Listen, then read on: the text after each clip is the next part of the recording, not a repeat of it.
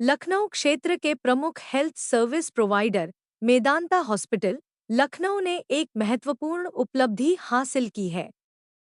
Hospital के breast cancer विभाग की स्थापना के बाद से पिछले 18 महीनों में यहां सफलतापूर्वक 100 ब्रेस्ट कैंसर सर्जरी की गई है।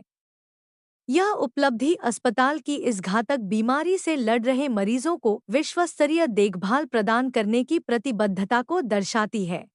मेल ब्रेस्ट कैंसर और 95% फीमेल ब्रेस्ट कैंसर। इसमें से 94% जो है जिनको एक सिम्टम था, गांठ थी या कुछ, लेकिन 6% ऐसे पेशेंट्स हैं जिनको कोई गांठ नहीं थी। उन्होंने अपना एक हेल्थ चेकअप कराया। मैमोग्राफी एक हेल्थ चेकअप का पार्ट है, मेदांता में मैमोग्राफी जो है एग्जेक्टिव हेल्थ चेकअप का पार्ट है, उसमें वो कैंसर डिटेक्ट हुआ। बहुत छोटा कैंसर था, लेकिन जल्दी डिटेक्ट हो गया तो वो ठीक हो गया। तो उसको कहते हैं स्क्रीन डिटेक्ट। उन्होंने स्क्रीनिंग कराई। पिछले 1.5-2 साल में मेदांता की ब्रेस्ट सर्जरी टीम ने 100 cases of breast cancer successfully accomplish किए। इसमें 95% फीमेल से 5% मेल ब्रेस्ट कैंसर थे। 94% जो है जिनको सिम्टम थे, या तो लम्प था या निपल डिस्चार्ज था, लेकिन 6 ऐसे पेशेंट्स हैं जो एग्जेक्टिव हेल्थ चेकअप में मैमोग्राफी स्क्रीनिंग में डिटेक्ट हुए। ऑपरेशन 57% केसेस में हम ब्रेस्ट बचा पाए, जिसको ब्रेस्ट प्रिजर्विंग ऑपरेशन कहते हैं, और बाकी 43% केसेस में हमें ब्रेस्ट निकालना पड़ा क्योंकि उनका ट्यूमर 4 सेंटीमीटर से ज़्यादा था या कई ट्यूमर्स ब्रेस्ट में थे। इसके अलावा 37 पेशेंट्स में हम ऑन्कोप्लास्टी किया, जिसको ब्रेस्ट रीशेपिंग कहते हैं, कि ब्रेस्ट प्रिजर्व तो किया, साथ साथ में उसको ब्रेस्ट रीशेप भी कर दिया, सो दैट उनके ऑपोजिट ब्रेस्ट से मिलता जुलता वो ब्रेस्ट। 46% केसेस में हमने सेंटिनल लिम्फ नोड की नई टेक्निक अप्लाई किया, जिससे उनका आर्मपिट डिसेक्शन या एक्सिलरी डिसेक्शन बच गया, और उससे आगे होने वाली प्रॉब्लम जैसे स्वेलिंग है, शोल्डर का रिस्ट्रिक्शन है, कार ड्राइविंग में दिक्कत है, ये सब कॉम्प्लिकेशंस बच गए। 50 पेशेंट्स में कीमोपोर्ट के डिवाइस हम लोगों ने लगाया, जिससे कीमोथेरेपी देने में सुविधा हो और पेनलेस कीमोथेरेपी पेशेंट को लग सके।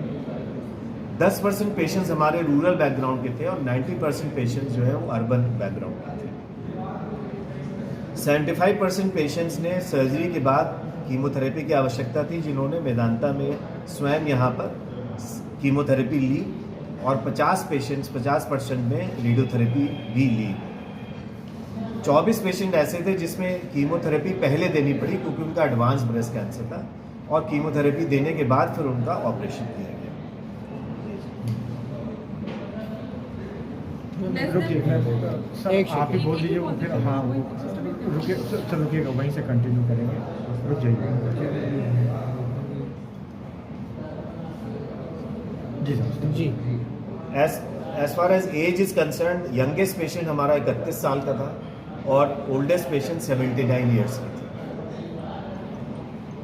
इसमें से 13 पेशेंट ऐसे थे जो 40 साल से कम उम्र में थे। इसको हम लोग यंग ऑनसेट ब्रेस्ट कैंसर कहते हैं।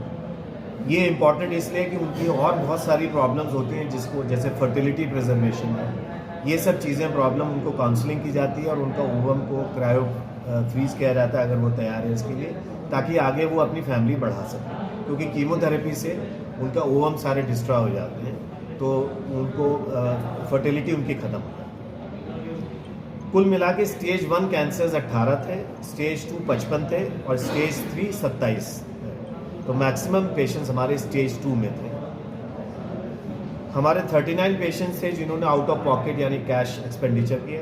55 पेशेंट्स के पास हेल्थ इंश्योरेंस था और 6 पेशेंट सीएम फंड की सुविधा से अपना इलाज यहाँ पर करा सके। डॉक्टर साहब, ये बहुत कम सुनने में आता है कि पुरुषों में भी ब्रेस्ट कैंसर है, इसको लेके क्या कहना चाहिए? तो ये बहुत ज़रूरी है कि पुरुष भी अपना ध्यान रखें, और अगर उनको कोई गांठ महसूस होती है या उनके परिवार में ब्रेस्ट कैंसर की हिस्ट्री है, महिलाओं में ब्रेस्ट कैंसर की हिस्ट्री है, तो उन पुरुषों को थोड़ा जागरूक रहना चाहिए, और कभी भी गांठ मिले तो ब्रेस्ट सर्जन से मिल के संपर्क करें और अपनी जांचें करें। डॉक्टर साहब, क्या कारण है कि लगातार ब्रेस्ट कैंसर के मामले बढ़ते चले जा रहे हैं?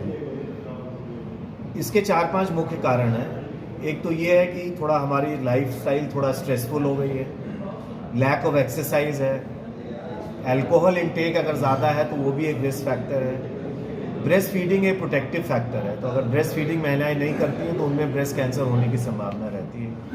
ओरल कॉन्ट्रासेप्टिव पिल्स अगर 5 साल से ज़्यादा लेते हैं तो वो slight increase in breast cancer होता है।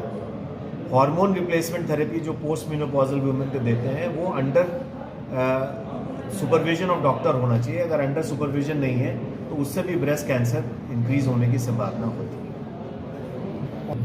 एक ब्रेस्ट से आ रहा है, अगर कोई डिस्चार्ज दोनों ब्रेस्ट से आ रहा है इसका मतलब तब भी आपको दिखाना है, बट अगर सिंगल ब्रेस्ट से आ रहा है और अपने आप आ रहा है कोई रिसाव, तो बहुत इंपॉर्टेंट है कि आप तुरंत ही दिखाएं। या ब्रेस्ट में कोई लालपन होना, कोई निपल पे अल्सरेशन होना या स्किन पे कोई अल्सर होना, ब्रेस्ट में कुछ भी गड़बड़ लगे आप तुरंत ब्रेस्ट सर्जन को दिखाएं। मैम क्या कारण है कि स्टेज 3 और 4 में ही ज़्यादातर मामले आते हैं? इम्पॉर्टेंट ये है कि गांठ जो है वो तभी आपको फील हो पाएगी जब वो 2 या 3 सेंटीमीटर के ऊपर होगी। छोटी गांठ आपको फील नहीं हो पाएगी ब्रेस्ट में, इसलिए स्क्रीनिंग कराया जाता है। इस स्क्रीनिंग में आपको मैमोग्राफी होगी तो ब्रेस्ट में गांठ छोटी भी होगी तब भी वो मिल जाएगी, पर नॉर्मली ब्रेस्ट सेल्फ एग्जामिनेशन भी अगर हम करेंगे तब भी छोटी गांठ मिल नहीं पाएगी और पेशेंट को समझ नहीं आएगा कि गांठ थी कि नहीं थी। जब वो गांठ बड़ी हो जाती है तभी मरीज को पता चलता है। और कुछ ऐसी भी प्रॉब्लम होती है कि मरीज दिखाना नहीं चाहता डॉक्टर को, क्योंकि वो ब्रेस्ट के संबंधित होता है इसलिए उनको डॉक्टर नहीं मिलते दिखाने को, या फिर वो अपनी फैमिली के प्रति इतना बिजी रहते हैं कि अपने कामकाज में कि वो अपने हेल्थ को बिल्कुल टाइम नहीं दे पाती महिलाएं। तो इसलिए अपने लिए एटलीस्ट एक दिन तो निकालें कि अपने जांच करें और अगर कुछ प्रॉब्लम हो तो अपनी फैमिली को अवश्य बताएं और आके डॉक्टर को दिखाएं। मैम किसी उम्र से संबंधित है कि किस उम्र के बाद करना चाहिए या किसी भी उम्र में? किसी भी उम्र में ब्रेस्ट कैंसर, आजकल तो हमें बहुत यंग फीमेल्स में भी ब्रेस्ट कैंसर मिल रहा है, बट जो स्क्रीनिंग होती है वो आइडली 40 ईयर्स से ऊपर हम लोग बोलते हैं कि हर महिला को मैमोग्राफी कराना चाहिए हर 2 साल में एक बार। जो भी सामर्थ्य हो उनको तो कराना चाहिए। सर क्योंकि उन्होंने जो कुछ भी मुझे एडवाइस किया, I just listen to him. मेरे केस में सब कुछ, my lump was entirely benign, और लेकिन सर ने फिर भी बोला कि ठीक है लम्प है इसको क्यों रखना ही, सो इसको हम लोग निकाल देते हैं। और हम लोगों ने बहुत सारे टेस्ट किए थे लेकिन सारे ही टेस्ट में वो बेनाइन था।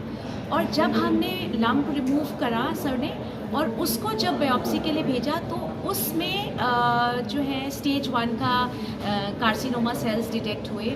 और सो आई वॉज़ वेरी लकी, क्योंकि अगर मैं सर की बात नहीं सुनती और सर्जरी नहीं कराती है सोच के कि नहीं ठीक है सब बेनाइन है, so that would have been little I think aggressive, more aggressive for me in the later stage. So ये मैं सबको I just want to give a message कि अगर कभी भी लम्प है और अगर डॉक्टर कह रहे हैं कि we should go for a surgery, तो we should definitely listen to him whether it is benign और not, that is the other factor. So this is only thing that I want to say. दूसरा चीज़, मेरी mama को breast cancer था और sir ने उसी समय हम सब, बिकॉज वी आर 3 सिस्टर्स, तो हमारे लिए एकदम कंपल्सरी किया था कि हमें मेमो कराना है। So this was just in my routine examination कि इतना अर्ली डिटेक्ट हो गया and I am absolutely fine after the surgery. So thank you so much again, once again thanks to sir.